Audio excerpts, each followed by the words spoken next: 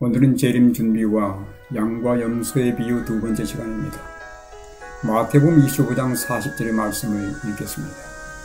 임금이 대답하여 이르시되 내가 진실로 너희에게 이르노니 너희가 여기 내 형제 중에 지극히 작은 자 하나에게 한 것이 곧 내게 한 것이니라 하시고, 양과 염소의 비유에서 염소로 분리된 자들은 왼편에 위치하게 되었습니다.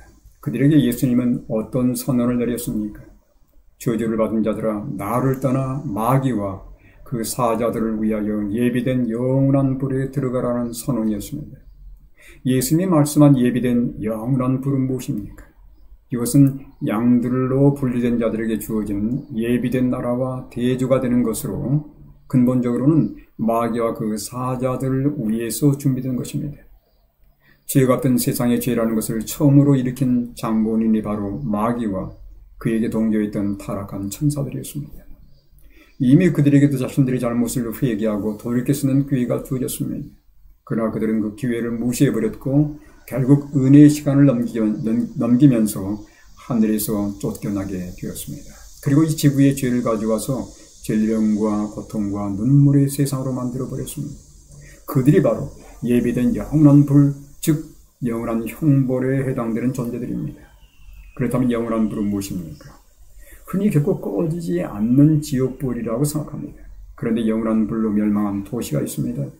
유다서에 보면 바로 소돔과 고모라입니다. 소돔과 고모라는 성적인 타락과 죄로 인해서 영원한 불에 의해서 죄가 되어버렸습니다. 그러나 그 불이 지금까지 타고 있지는 않습니다. 또한 하나님은 우상을 숭배하고 안식일을 어긴 유다 백성들을 꺼지지 않는 불로 형벌할 것이라고 예레미야 선지자를 통해서 경고했습니다. 경고를 무시한 유다는 결국 바벨론의 침공을 맞이하게 되었고 BC 586년에 예루살렘 성과 성전은 꺼지지 않는 불로 파괴되었습니다. 마가복음에 기록된 그 꺼지지 않는 지옥불의 개념은 예루살렘 근방의 쓰레기장에서 비롯된 것입니다. 쓰레기가 운반되어 오면서 한쪽은 계속해서 불에 타고 타지 않는 쪽은 벌레가 드실거렸습니다. 그 쓰레기장이 지금까지도 불타고 있지는 않습니다. 꺼지 않는 불은 심판의 불을 상징하는 것으로 태울 것을 모두 남김없이 태워버리는 불을 강조하는 것입니다. 위 언급한 세 가지 예 중에서 어느 하나도 지금까지 타고 있는 불은 없습니다. 그 불들은 목적을 달성한 후에는 모두 사라져버렸습니다. 즉 목적을 달성하기까지는 결코 중간에 꺼지는 일이 없다는 의미에서 영원한 불 또는 꺼지지 않는 불입니다.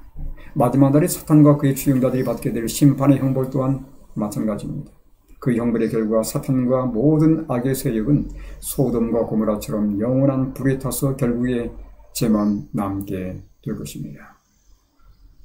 양과 염소의 비유에서 예수님은 염소에 속한 자들이 영원한 불에 들어가게 될 것이라고 선언하셨는데, 그 이유는 예수님이 줄이고 목마르며 병들고 옥에 갇혔을 때 그들이 돌아보지 않았기 때문이라고 말씀했습니다. 그런데 그들의 답변은 의외였습니다. 그들이 언제 돌보지 않은 때가 있었느냐고 의아하게 물었습니다. 예수님은 다음과 같이 결론을 내렸지요. 내가 진실로 너희에게 이르노니 이 지극히 작은 자 하나에게 하지 아니하는 것이 곧 내게 하지 아니한 것입니다.